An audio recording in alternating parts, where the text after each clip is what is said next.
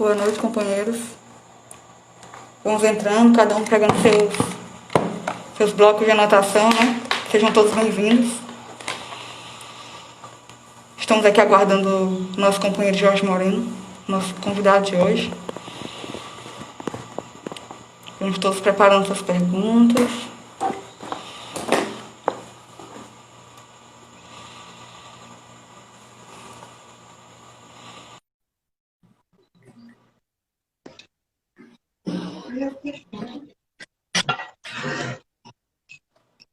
Boa noite, companheiro. Boa noite. Sejamos todos bem-vindos, companheiros. Vamos aqui dar um tempinho aqui para os outros companheiros irem entrando. Mas desde já, saudações a todos os companheiros presentes. Saudações ao convidado. Muito obrigado desde já por ter aceitado o nosso convite, companheiro. É uma honra do nosso movimento tê-lo conosco. E participar desse debate vai ser muito proveitoso para nós e para o nosso público. Eu que agradeço o convite e nesse momento tão importante da história do nosso país.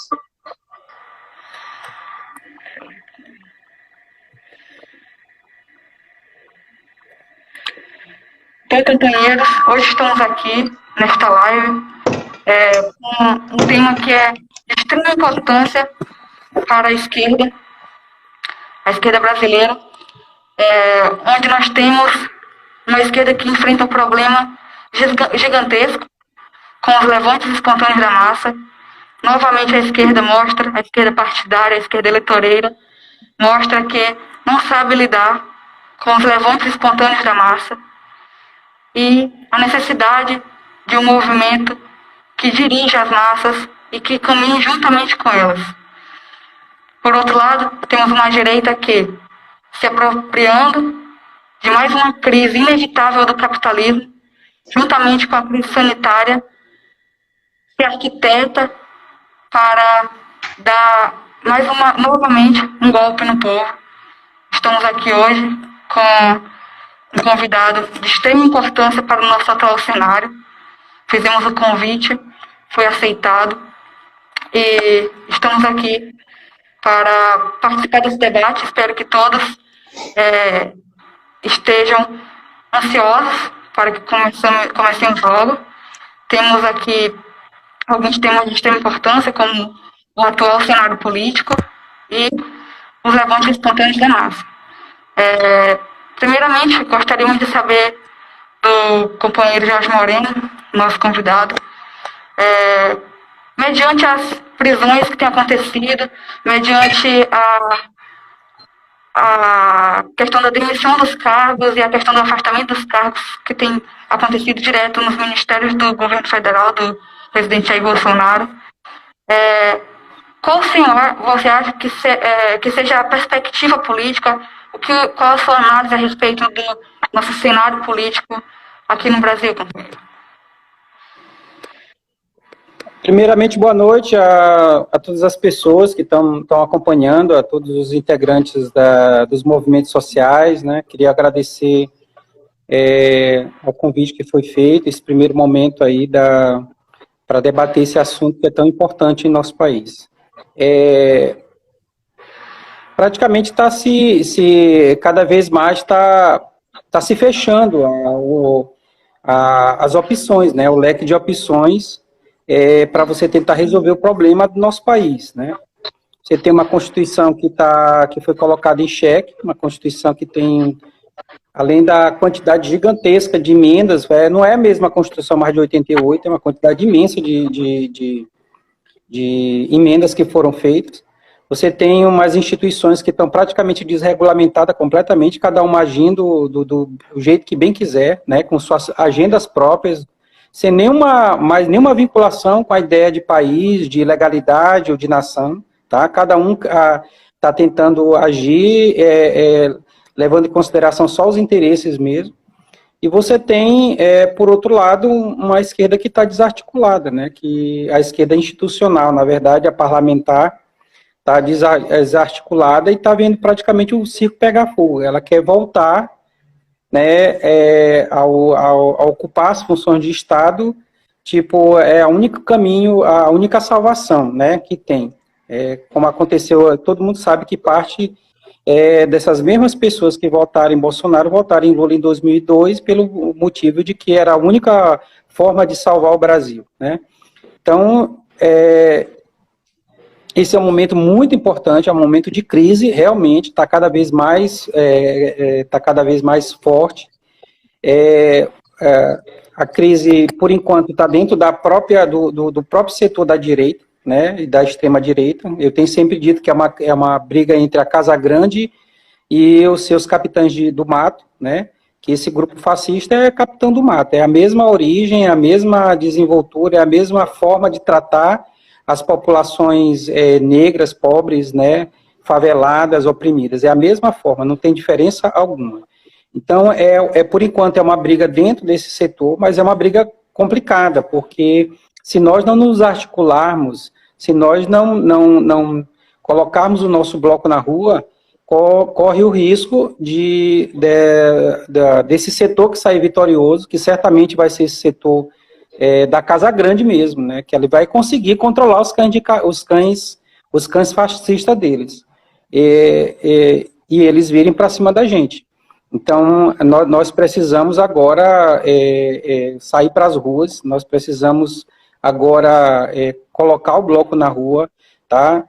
Essa esquerda que está aí, partidária, não tem nenhum interesse, nenhum interesse, eles querem fazer um acordo por cima, um acordo de convivência, um acordo de paz, novamente repactuar, né? E aí nós precisamos ter uma estratégia que seja uma estratégia de ofensividade, né? Não dá, muito embora a gente saiba hoje que o Weintraub caiu, mas ele caiu não foi só devido ao que ele disse, foi um processo de desgaste que foi imposto pela sociedade, principalmente pelos estudantes, professores, as pessoas do setor da educação no Brasil, que foram para cima e em nenhum momento se curvaram a todas as bandalheiras, né, que ele queria fazer no Ministério da Educação. É claro que chegou ao ponto, ao desgaste máximo, que foi, né, ameaçar os ministros do Supremo, mas a gente não pode, enquanto ele pôde fazer o que ele quis fazer no MEC, ele estava tranquilo, né, tranquilo nesse sentido, muito embora o desgaste junto às instituições federais de ensino, junto ao setor educacional no Brasil, fosse muito grande. Então, nós precisamos fazer a mesma coisa. Agora, não é mais a fase mais de desgastar, não existe mais desgaste, agora, a fase agora é de confronto. E nós precisamos ter uma estratégia bem definida para isso. Como bem mencionado por você, a questão do afastamento do nosso ex-ministro da Educação, algumas entidades estudantis, como a UBS e a UNE, têm colocado esse afastamento como uma vitória para os estudantes, ignorando totalmente o governo federal. Afinal, temos conosco o afastamento, óbvio, do nosso ministro da Educação, porém, o que continua é o mesmo sistema, é o mesmo governo, ainda é o presidente Jair Bolsonaro e toda a sua corte de militares, toda a direita. Então, você considera que isso seja uma vitória para os estudantes, companheiros? Em certa medida, sim, porque foram os estudantes que foram para as ruas desde o início, os estudantes, os professores, num grande acordo em defesa da educação pública, da universidade, dos institutos, dos recursos que foram que deixaram de ser repassados, das políticas desastrosas que queriam ser implementadas para acabar com a educação pública no Brasil, que levaram a um desgaste da gestão dele.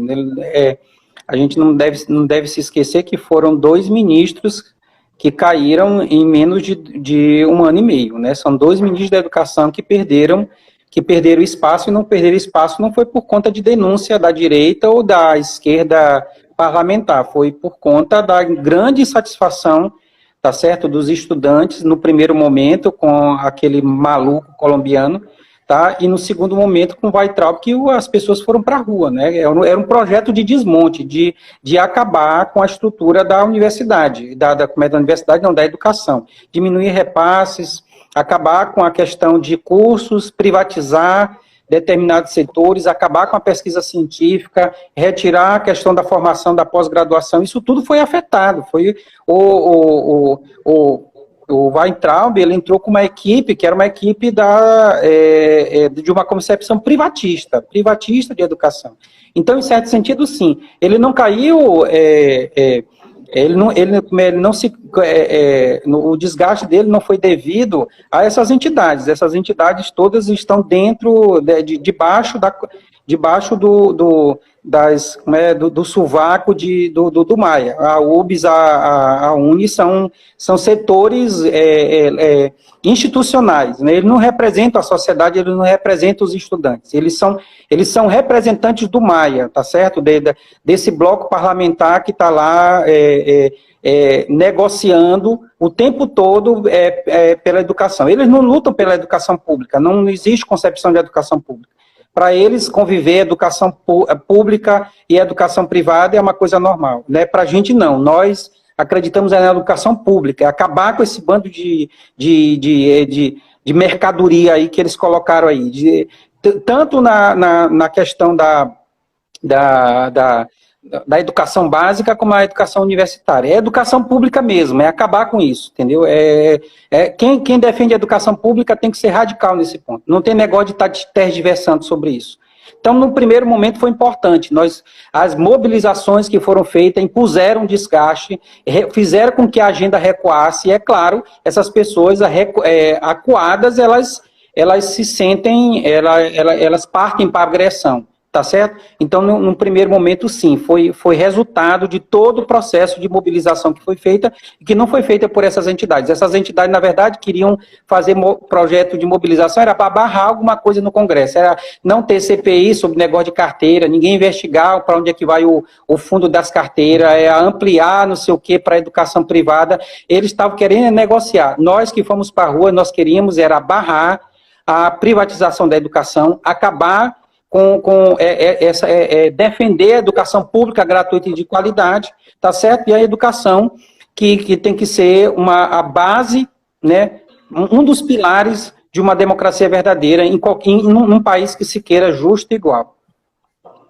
Certo, companheiro, fala muito bom. Companheiro, mas mediante essas trocas, como podemos ver as trocas passadas e os afastamentos dos ministros, podemos ver que no governo do Jair Bolsonaro tem sido um governo repleto por militares, um governo onde mais da metade da sua formação é de militares. Você não acha que mais esse afastamento do ministro da Educação terá mais um militar ocupando este local? É possível. Agora, eu acho que as notícias dão conta hoje que eles estão querendo ressuscitar algo que aconteceu no final do governo Collor, assim, tipo, uns 3 meses antes do governo Collor cair, 4 meses, se eu não me lembro, era tipo o Ministério de Notáveis. Eles não têm mais de onde tirar. Todos os cachorros, os cães de caça, entendeu? As pessoas mais abjetas, mais nojentas, mais sem formação, eles já usaram. Eles vão usar agora o que não presta mais, é o lixo. Nem o lixo eles já usaram, eles vão usar agora o chorume, tá certo? Eles querem colocar um tal de alguém que defende educação em casa para o Ministério da Educação, botaram hoje um bobão aí para o Ministério da Saúde. Eles vão usar o chorume, é o chorume. Esse governo Jair Bolsonaro é o pior que existe. Olha que nós já tivemos governos muito ruins no Brasil, tá? Mas esse é o pior que tem. O Jair Bolsonaro representa o que é parte da sociedade brasileira. Parte da sociedade brasileira é isso aí. É analfabeta, é burra, é hipócrita, é nojenta, tá certo? Escraviza as pessoas. Ele representa isso. Quem está hoje com o Jair Bolsonaro são as piores pessoas que existem. São as pessoas mais cretinas que existem. No começo até a gente poderia imaginar que tinha alguma pessoa enganada, no começo podia até imaginar que tinha alguém que foi, sei lá, passado o pé, estava na sua indignação. É claro que a gente sabe que o processo eleitoral no Brasil é complicado e principalmente pelo fato de você ter um partido que não fez o que era necessário fazer, né? Ficou o tempo todo negociando, conciliando, entrando em acordo, dando para a banca como se disse, parabenizando por isso, por ter dado bilhões para banco, tá? Por ter ajudado as emissoras de televisão, Globo, Record, SBT, que está tudo hoje no mesmo saco, tá? Então, eles vão usar o que é necessário usar, mas eu acho que o que foi imposto agora de derrota, né, tá certo? De encurralamento, melhor dizendo, dá para a gente acreditar que é possível parte do setor da sociedade civil fazer o que não foi feito no final da década de 70. Essa turma é da década de 70. Essa turma tentou dar um golpe militar em 77 no Geisel. É o mesmo pessoal. Eles achavam que o Geisel era comunista naquela época, em 1977. Eles publicaram, o Frota publicou um artigo, o general Frota, acusando o Geisel de comunismo, de ser comunista, porque ele foi favorável a abrir embaixada na China, não reconhecer a China continental como representante da China, foi favorável a não sanção de Cuba na OEA, essas coisas, né? E eles na época eles queriam dar um golpe, eles queriam que o AI-5 voltasse, que fosse mais duro e mais firme, tá? Então, essa turma, a gente precisa fazer uma limpeza. Agora, é preciso saber, a gente entender o seguinte, tanto a direita, né, como a esquerda fracassaram no projeto. Essa esquerda parlamentar institucional fracassou no projeto. Porque essa turma passa mais de 40 anos sobrevivendo, ameaçando as instituições, ameaçando pessoas, praticando crimes, e eles conseguiram ocupar todos os cargos. O Heleno, a gente não pode esquecer, ele foi para o Haiti e matou gente lá. E ele foi para o Haiti quando? No governo do PT. E o que foi que aconteceu com ele? Absolutamente nada. Tá? Essa turma todinha que está aí, o generalato deles, a maioria desses generais, eles se tornaram generais durante os governos petistas. Ah, não tinha outra opção. Tinha outra opção. É a mesma coisa do Supremo. Eles ficam com essa conversa fiada, mas o Supremo foi responsabilidade. Não teve nenhum governo da República do Brasil, nem Floriano Peixoto, que foi a pessoa que mais violenta, porque teve que, naquele momento ali, todo mundo dizia que ele tinha que consolidar a República. Nem ele conseguiu ter o que os governos petistas tiveram, de nomear 8 ministros do Supremo. E eles nomearam gente de baixa qualidade, sem nenhum compromisso democrático com a Constituição, tá? Gente que era da amizade pessoal, dos interesses pessoais, gente que não tem nenhuma visão de país e de povo. Aí nós estamos vendo aí o que está acontecendo. Esses cães fascistas que estão hoje na rua e nas instituições, parte é culpa das instituições e parte dessas instituições foram como se diz, instituídas, a maioria desses cargos foi ocupada em 16 anos de governo petista. Isso aí é preciso deixar claro para as pessoas não terem nenhum tipo de dúvida sobre isso. Não é nada de antipetismo. É mostrar que esse projeto deu errado. Eles botaram gente que não presta nas instituições com uma ideia errada de republicanismo e deu na merda que deu. Tá? E a mesma coisa a direita. A direita não tem salvação. Não existe possibilidade nenhuma da direita brasileira se civilizar. Todo mundo achava, no final do século XIX, né, e o José de Alencar tem os discursos dele, diz que através da religião, através da educação, através de costume, de processo civilizatório com outras nações, o pessoal daqui iria se atualizar. Não se atualizaram nada, são os mesmos racistas de sempre, os mesmos preconceituosos, os mesmos antipovo. A única diferença é que a direita quer o povo, quer a democracia sem povo, e essa esquerda institucionalizada quer a democracia com o povo, mas desde que o povo seja controlado, sabe? Desde que o povo seja quietinho, fique na dele, que quem não sabe o que aconteceu durante durante dos dias de comemoração do 8 de março, em que o Lula disse, olha, mulheres, tenham calma, não é a hora de vocês. Quantas vezes o Lula diz, olha, é preciso que o povo entenda que ele não pode ir para a rua agora, né, que ele está ganhando tudo que ele quis. E essa ladainha que a gente tem que ouvir durante meses e meses, de que nunca teve um governo que fez tanto de bem para o povo, e o resultado qual foi? 2 anos de Temer e 1 ano de Bolsonaro, acabou com tudo que foi feito pelo povo, tá? Em 3 anos se destruiu 16, então quer dizer que esses 16 anos não foi bem construído, tá?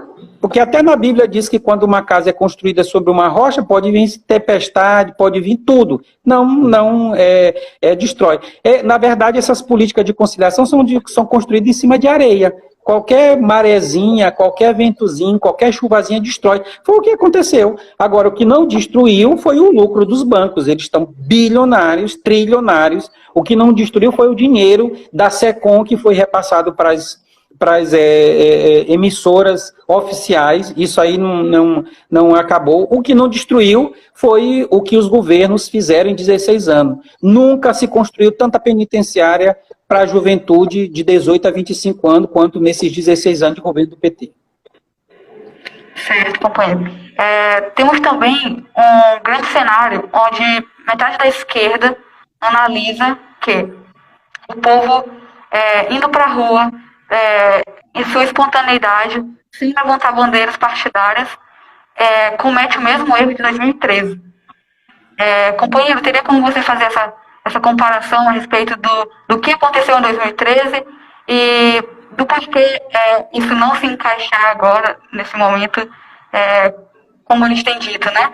Que o fato de 2013 ter sido um ato, segundo eles, despolitizado, somente despolitizado por conta do apartidarismo. Por conta disso, eles dizem que aconteceu o que aconteceu em 2013. Então, como você faz essa análise? Na verdade, é uma visão tosca, né? É uma visão de que o povo não é disputado. Ele é disputado pela política. Isso aí é o básico que deve se compreender. A questão é que o governo que estava de plantão queria despolitizar todo mundo, achava que todo mundo era classe média. É o discurso da época, era que não sei quantas pessoas saíram da pobreza para a classe média. O que é classe média no Brasil, né? É um discurso falso, retirando o que é fundamental para você compreender a história. É a luta de classe. A classe média é o setor que ascendeu da pobreza. Não aconteceu absolutamente nada disso. Tá? Foi o aumento de consumo. É diferente. É um discurso despolitizante, o que foi pregado durante anos. Porque é muito mais fácil você controlar um povo quando você despolitiza esse povo, tá certo? E muito mais fácil, e claro, para você implementar o projeto. Qual é o projeto de conciliação de classe? O projeto de conciliação de classe, uma das questões dele é retirar esse viés classista, de que tem classes com interesses distintos, e não só distintos, mas interesses antagônicos. E que uma sociedade de classe, no capitalismo, uma classe tem que oprimir outra. E quem oprime é a burguesia que oprime os setores proletarizados da sociedade. E isso aí teve que tirar, e esconder, e ocultar. Só que não se pode ocultar a insatisfação das pessoas, não se pode controlar a insatisfação das pessoas, tá certo? Não se pode controlar de que o governo jogou trilhões de reais para uma babaquice, que era o negócio de uma Copa, tá certo? Onde ele fez uma opção. Qual foi a opção? Entre as empreiteiras, entre o capital internacional, entre os bancos, e os direitos e a satisfação do povo, eles fizeram uma opção. Uma opção é o seguinte, que se você construir estádio, você vai ter emprego, né? E tendo emprego, você vai ter renda, e você tendo renda, você vai ter consumo, e tendo consumo, vai ter indústria, e tendo indústria, vai ter emprego. Eles acharam isso é uma bobagem tão grande, tá? E o resultado qual foi? É que, sim, terminou as obras da Copa, e aí, o que foi que aconteceu? O que é que ficou de resultado? Nada. Não ficou nada de resultado, não mudou a vida do povo. Essa é a realidade que a gente tem que compreender. Os estádios estão aí, praticamente sem utilização, inúteis, são estádios inúteis, foram dinheiro público jogado fora, tá? dinheiro que foi retirado, que poderia muito bem ter sido canalizado para outras questões, mas foi uma opção que o governo fez. Né? E governos, quando fazem opção, eles vão ser responsabilizados a vida toda. O resultado da responsabilidade é que você tirou dinheiro que poderia ir para a saúde, para a educação, para a pesquisa científica e para poder criar uma nação realmente soberana, uma nação mais próxima da igualdade. Nós não vamos conseguir igualdade dentro do limite do capitalismo. Isso não existe, tá? Mas, ao menos, você poderia direcionar o país para algo que pudesse ser mais estruturante, caso que não foi. Tá? Então, o povo foi disputado em 2013. E a esquerda e parte da esquerda não queria isso, não queria que o povo fosse para a rua. Ou se o povo fosse para a rua, que o povo fosse falar só o que eles queriam ouvir. Tá? Que queriam controlar o povo. O resultado foi que parte da esquerda foi, tá? Mostrando as bandeiras de luta, e isso foi uma disputa que, do ponto de vista político, é legítimo. Tá? O que aconteceu foi que eles criminalizaram, e aí tem tudo isso que a direita sempre quis fazer no Brasil e teve medo, porque quando ela fez, eu me lembro muito bem que quando foi feita a Lei de Segurança Nacional, durante muitos anos, tanto a direita, tá certo, tinha receio de falar, como a esquerda também tinha receio de querer, no mínimo, sustentar o que era a Lei de Segurança Nacional. Pois durante os governos petistas, as criminalizações, né, legislativas e no judiciário correram a solto e ficou por isso mesmo, tá? E naquela época eu me lembro que não era só pessoas da direita que gritavam contra os cartazes e as faixas e as indumentárias e as bandeiras de partidos de esquerda, assim como PSTU, PCO, né, os partidos, né, mais à esquerda desse bloco. Eles contestavam contra qualquer partido, quer dizer, que criou uma ideia de que partido é algo ruim, é algo criminalizador, e aí, ao invés de criar o debate político, o debate público mesmo, tá certo, sobre os rumos do país, ficou sem debate. E a esquerda, é claro, como é a direita, parte da direita conseguiu cooptar e levar o movimento. É claro que parte não conseguiu, porque parte conseguiu se articular nacionalmente, conseguiu fazer uma quantidade enorme de embates, tá certo? Conseguiu salvar parte desse movimento, mas parte do movimento foi comprometido, não só porque a direita, do seu ponto de vista do que ela quer, tá certo? O povo para ela, no sentido de coadjuvante não, de objeto de processo, mas foi também por conta de parte da esquerda institucionalizada que queria usar o povo para não sair para a rua, e saindo para a rua, não falar coisas que eles não queriam ouvir. Tá? Certo, companheiro. Mediante esses processos que você já citou, existe uma questão. Os levantes espontâneos da massa. O que tem acontecido? Estamos no meio de uma pandemia, onde, juntamente com a crise do capitalismo, a pandemia e a ascensão do fascismo, temos uma esquerda que se separa entre ir à rua ou não ir à rua, onde agora tem o motivo da questão da pandemia, certo? E tem a questão, a parte da esquerda, a esquerda que já tem ido para a rua, a esquerda que já tem dado seu pontapé, seu início na luta antifascista, na luta antirracista, e na luta assim, que de fato é classista, né, companheiro? Que mostra e revela o real caráter da sociedade, que é a sociedade de classe. Então, companheiro, qual a sua visão a respeito desses levantes espontâneos? O povo deve ir à rua, o povo não deve ir à rua? É claro que é preciso começar a ensaiar, né? Não se pode... ninguém sabe quando é que isso vai terminar, tá certo? E pelo que está sendo colocado, agora isso vai se estender no tempo, tá? E isso, de certa forma, favorece aos dois lados que têm um interesse comum nessa questão. Um lado quer desgastar o governo, tá?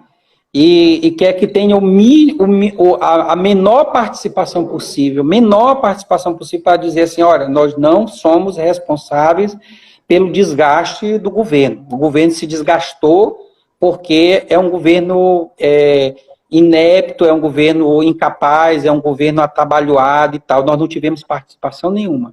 E claro que do lado do bolsonarismo eles querem estender isso no tempo, porque retirando o povo das ruas, retirando o povo da cena política é melhor para fazer acordo, né? Porque o Bolsonaro, ele é sobrevivente, tá certo? Ele é sobrevivente. Ele é um fascista, mas ele é sobrevivente. O que isso quer dizer? Quer dizer que na hora do pega pra capar, ele vai pensar nele, tá certo? Ele vai pensar como sair dessa. E como ele passou 30 anos no parlamento, ele sabe, olha, quem passou 30 anos no parlamento, tá? Não é um bobão, tá certo? 30 anos de parlamento, você fez todos os acordos possíveis. Ele fez acordo com todo mundo, tá certo? Com todas o espectro político dentro do parlamento, tá? Ele fez acordo com o PT, com o PCdoB, com todos, porque como é que alguém garantiu a eleição em 30 anos se não fez esses acordos? Né? Acordo no parlamento de votação, acordo fora, acordo de convivência, acordo...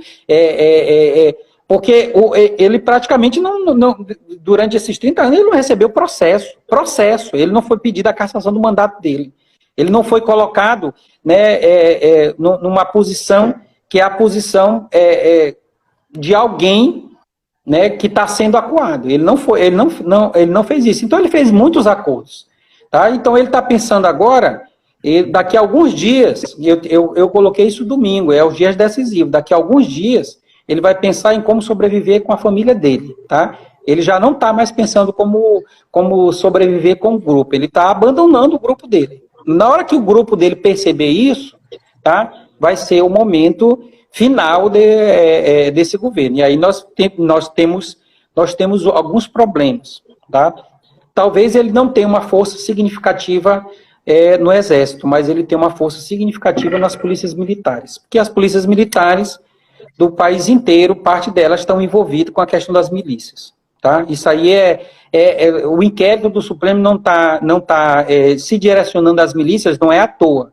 Ele está se direcionando às milícias exatamente para tentar acuar parte da polícia militar no Brasil inteiro, não é uma questão localizada no Rio de Janeiro, é no Brasil inteiro que está envolvida com esse setor das milícias que são mais aliadas do bolsonarismo, tá? Então, muitos governadores estão com medo, inclusive daqui do Maranhão, está muito com medo em relação a isso, fala que o Bolsonaro é incapaz e tal, o Bolsonaro foi lá, esculhambou, nunca entraram com uma representação, nunca pediram um impeachment, nunca fizeram nada em relação a isso, quer dizer, querem ter uma convivência, dizer, olha, o Bolsonaro caiu, se desgastou, mas nós não temos culpa nenhuma em relação a isso, ou seja, nós cumprimos o ritual institucional da República Federativa do Brasil, não atentamos contra os poderes, tá? E parte da direita quer estender isso o máximo possível, quer tirar o povo.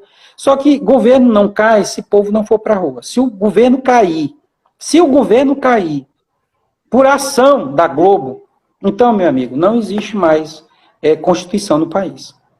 Tá? Porque aí a Globo vai voltar a ser o que ela era, o que ela era.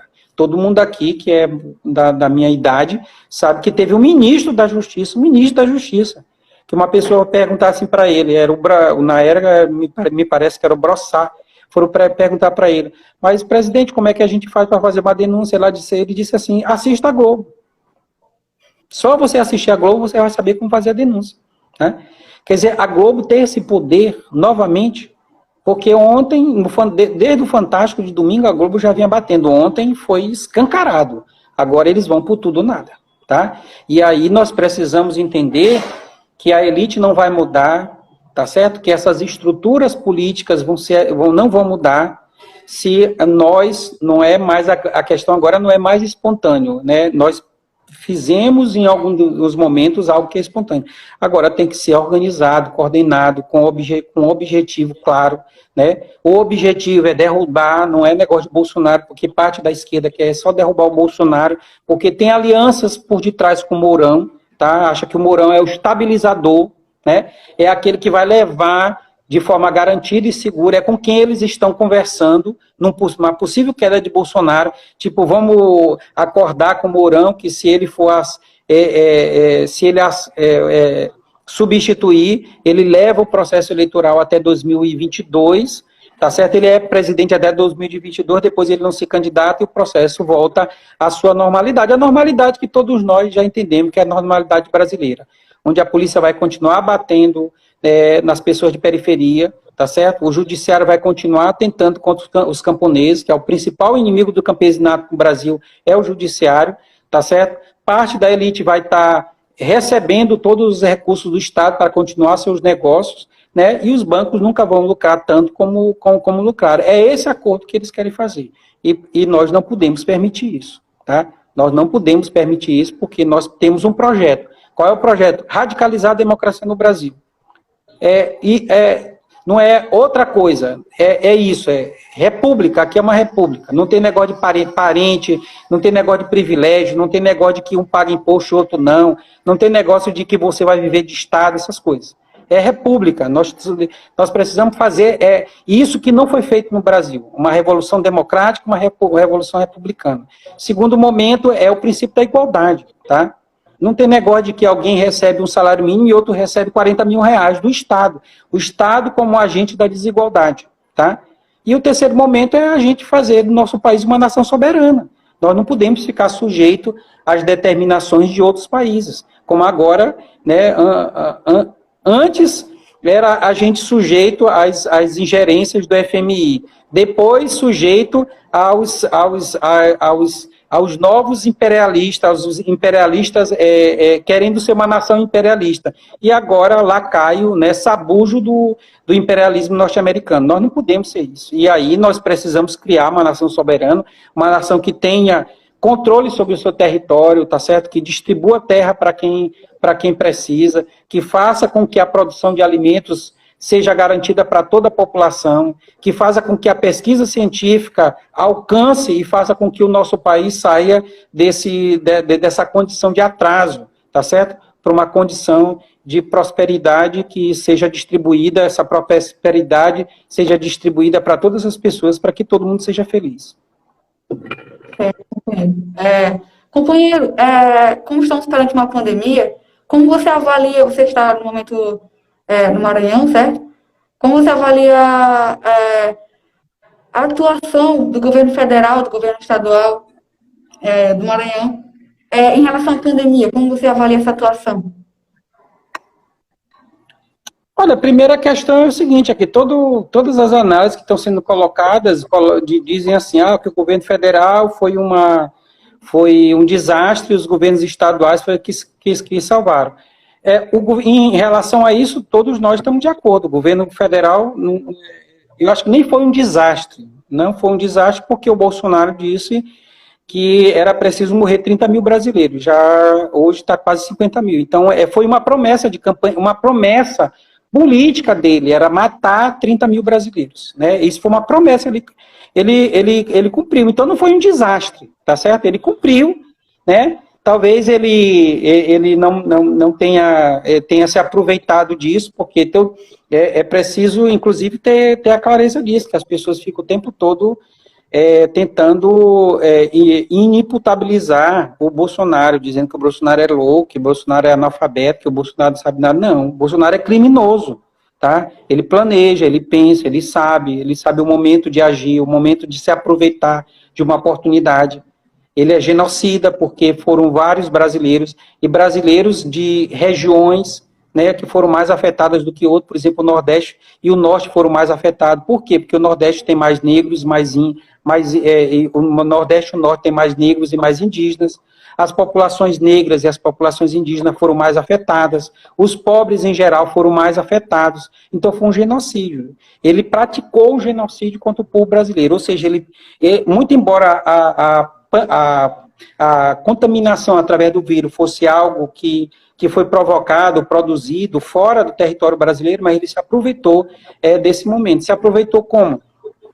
Não tomando as medidas necessárias, não facilitando, não disponibilizando de recursos, não fazendo políticas públicas, embaralhando o meio de campo, chafurdando, né, criticando, acabando com medidas sanitárias, desestimulando as pessoas ao mínimo de obediência, jogando as pessoas à própria sorte, dando dinheiro para banco e fazendo toda a dificuldade do mundo para liberar recursos para as pequenas, médias empresas e para a população em geral, para que ela pudesse, né, nesse momento, ter recursos suficientes para a sua manutenção. Não fazendo medicamentos, agora a notícia de que mais de 2 milhões de comprimidos de cloroquina que o laboratório do Exército está fazendo vão ficar empancados, e já vem mais 2 milhões de comprimidos dos Estados Unidos que foram para o lixo, e aí eles botaram para cá, porque lá foi proibido. Quer dizer, jogando,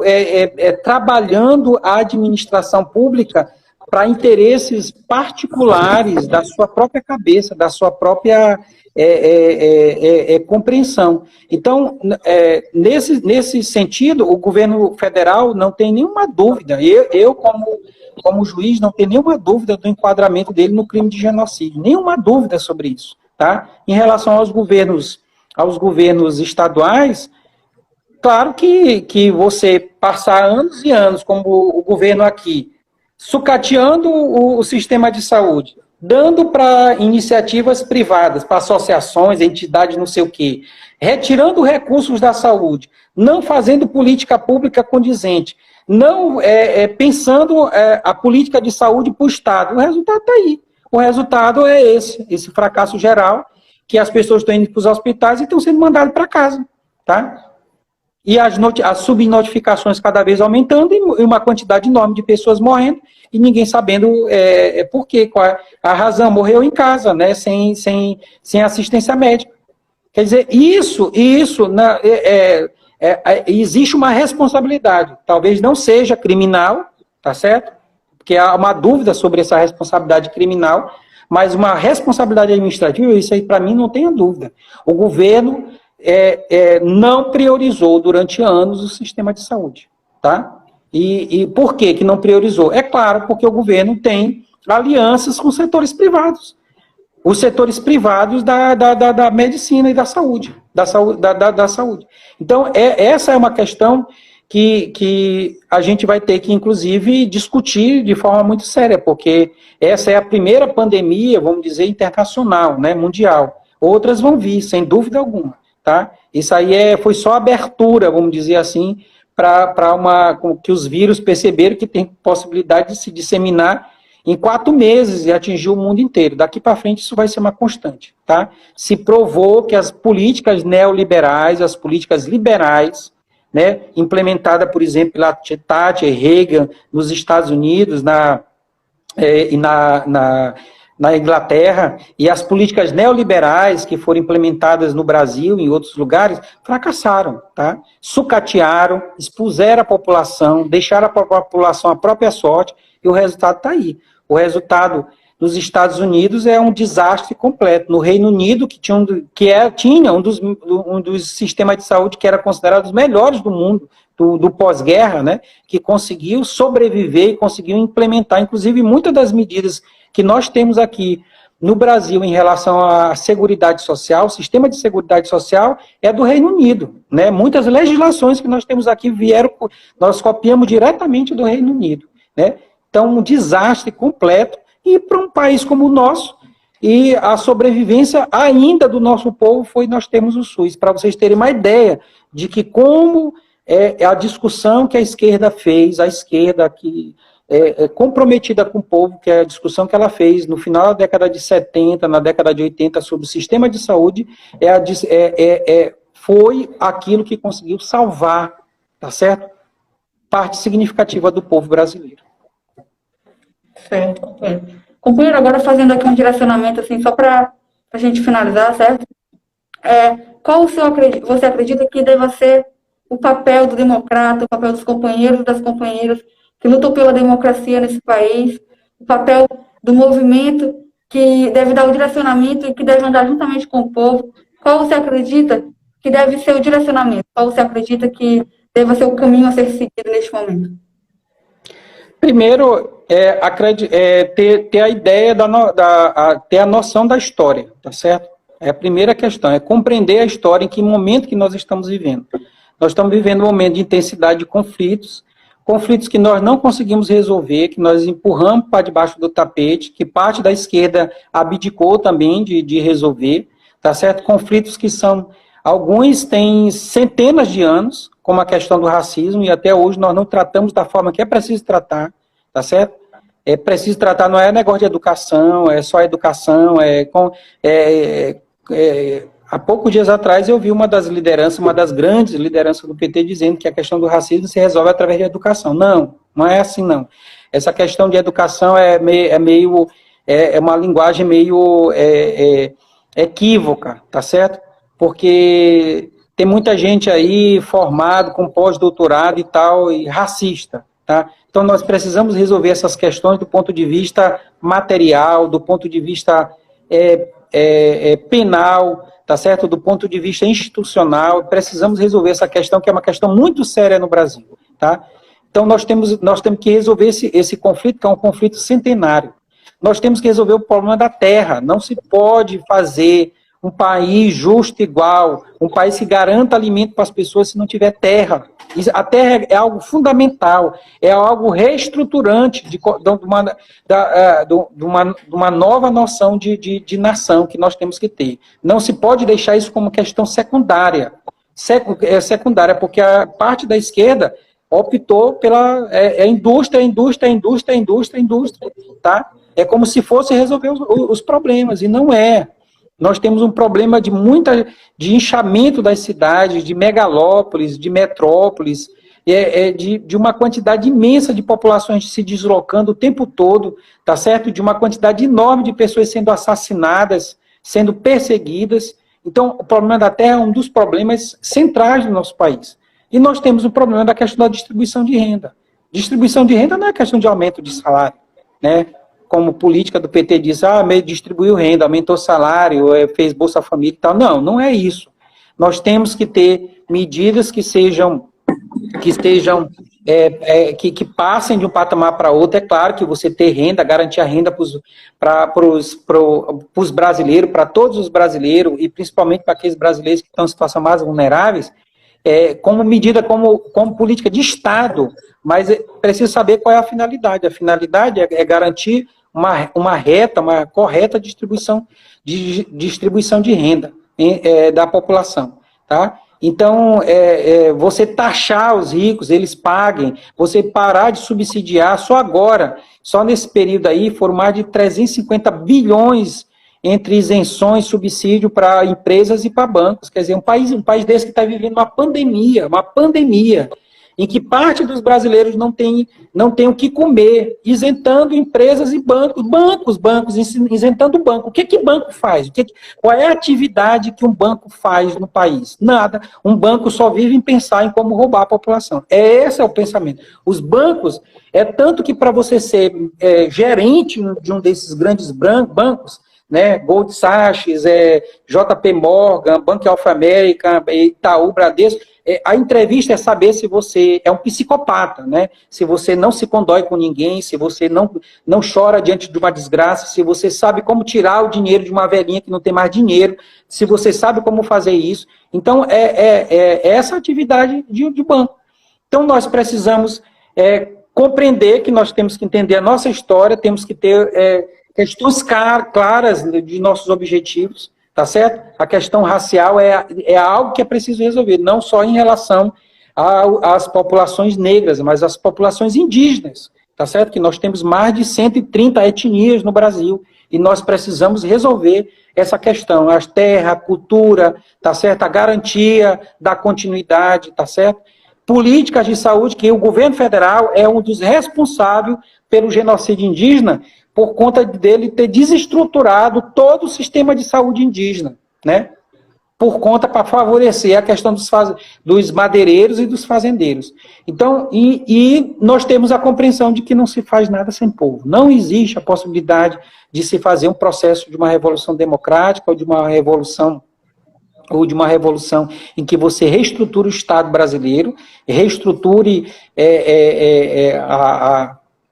a lógica da da nossa sociedade sem ter povo. Não existe a possibilidade, né? Porque muita gente quer que o povo seja coadjuvante, né? Vote para que tenha um representante no parlamento. Nós precisamos entender que o povo não é coadjuvante, o povo é protagonista, tá certo? E protagonismo, ele num primeiro momento, ele diz para onde quer ir, e no segundo momento é criado através das discussões com ele, os canais que são necessários para que ele continue participando ativamente do processo democrático. E não só esse em que você fica assistindo pela televisão, você fica assistindo pela uma rede social, ou você fica indo de 2 em 2 anos para a urna votar e depois dizer que é brasileiro, que é cidadão, né? Nós não podemos. A esquerda, ela tem que se identificar com uma pauta. Qual é a pauta? Reestruturar a sociedade, combater o racismo de forma eficaz, a terra como questão central e a distribuição de renda, né, como algo para garantir dignidade para todos os brasileiros. A questão de nós não tergiversarmos sobre o que nós queremos em relação aos bancos, tá?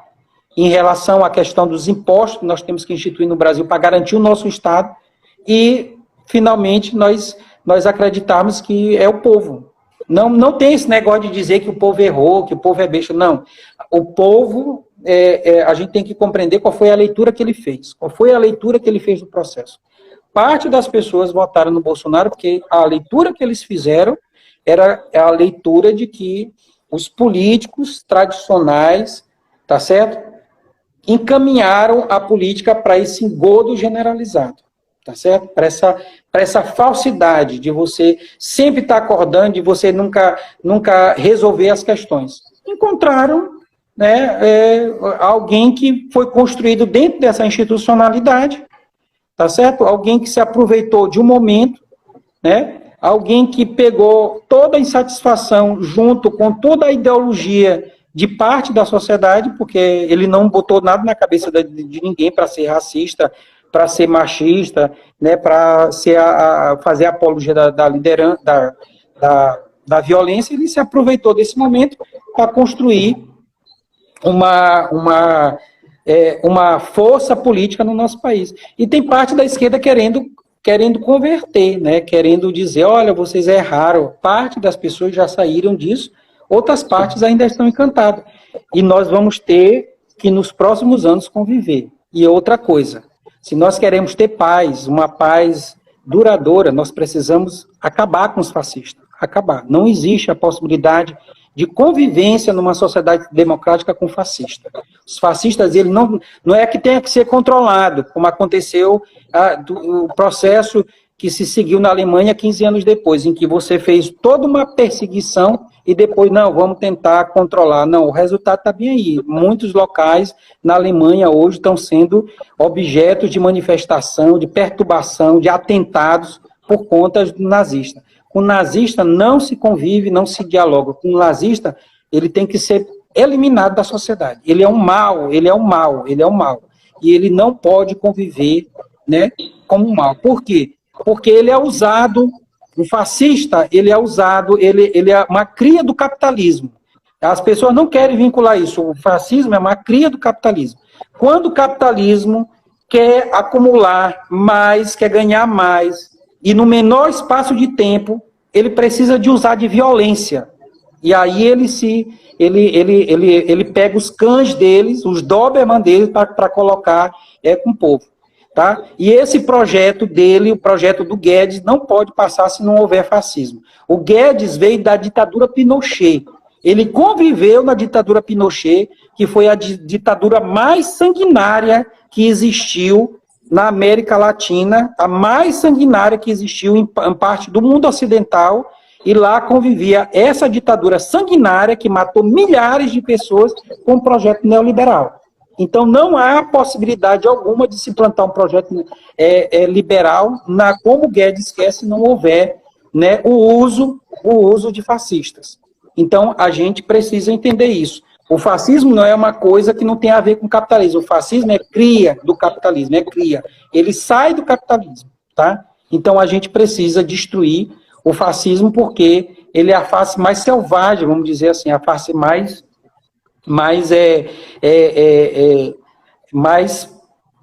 dura, né, de um capitalismo que está precarizando a força de trabalho. Certo, companheiro. O nosso comitê sanitário, ele costuma falar que só o povo defende o povo, né? Combater a pandemia com a organização popular. E, companheiro, agradecemos muito pela sua participação, por ter aceitado o nosso convite. Retomamos que a sua participação e o seu diálogo com as pessoas que estão aqui em prol da democracia, da verdadeira democracia, agradecemos de verdade por sua participação, por ter aceitado o nosso convite. E esperamos poder contar com você em uma próxima conversa, para termos um próximo dia, né, para que possamos trazer esses temas para serem melhor explicados com análises que acreditamos que sejam a análise correta e a análise às quais o povo deve buscar refúgio. E, companheiro, muito obrigada pela sua participação. Espero de verdade que possamos contar com você novamente, certo? Só o povo defende o povo. Obrigada, companheiro. Eu que agradeço, eu me sinto muito honrado e como é preciso elogiar essa iniciativa no Brasil inteiro, tá certo? Os comitês sanitários, a questão de que só o povo defende o povo, esse lema que é preciso deixar claro para as pessoas. Nós temos agora mais ou menos a ideia de como é que a funcionalidade da pandemia, da contaminação, nós precisamos ter as medidas aí sanitárias, higiênicas necessárias. Agora que já passou aquela primeira fase de impacto, né, de sem saber como é que era, de ter medo, né, de não saber como seria o tratamento, com as questões adequadas, nós já temos mais ou menos uma ideia de tudo isso. A questão agora é tomar as rédeas novamente da história, tá certo? Não existe história sem povo. O povo tem que participar de história, e tem que participar no sentido de construir essa história, tá certo? Pior vai ser se esses fascistas derem um golpe. Aí não vai ter mais negócio de pandemia, porque a pandemia vai ser uma coisa secundária num golpe. Ela é uma coisa secundária, não, é uma coisa terciária. Ninguém se preocupa mais. A gente preocupa em derrotar ou a gente se preocupa em sobreviver à tortura, ao massacre, à prisão. Tá certo? Então, é preciso acabar um pouco com essa neurose, tá certo? Já passou, nós já estamos mais de 3 meses, nós já temos mais ou menos a ideia disso. Agora é a gente botar o bloco na rua, com todas as medidas de segurança, higiênicas, sanitárias, mas é preciso agora o povo ir para a rua. O povo tem que participar, o povo tem que saber que tem um grupo ao lado dele, e esse grupo tem que ser o grupo mais avançado, né, da esquerda, para que o povo perceba que ele não está sozinho. Ele não está sozinho no desespero dele, ele não está sozinho no que ele está passando, ele não está sozinho na dor dele, que tem alguém do lado dele, para que ele possa, num futuro bem próximo, ele retribuir isso. Ele retribuir isso de que forma? Engrossando as fileiras, ele possa retribuir, né, acreditando de que nós podemos construir uma sociedade verdadeiramente justa e fraterna, que foi sempre o sonho de todos aqueles que lutaram desde o começo, lá que se pode chamar de socialismo e depois comunismo. É uma sociedade justa, fraterna, uma sociedade que garanta a dignidade para todos os seres humanos. Tá? Muito obrigado. Companheiro. E aos companheiros que estão nos assistindo, deixaremos essa live salva aqui no IGTV. Pedimos que compartilhem as falas super importantes e análises super importantes mediante o nosso cenário político brasileiro. Já vai fazer aqui 1 hora de live. O Instagram encerra a partir desse tempo de 1 hora, né? Então, agradecemos muito a participação de todos. Mais uma vez, agradecemos a participação do companheiro Jorge Moreno. E combater o fascismo com a organização popular, companheiros. Muito obrigado pela participação de todos.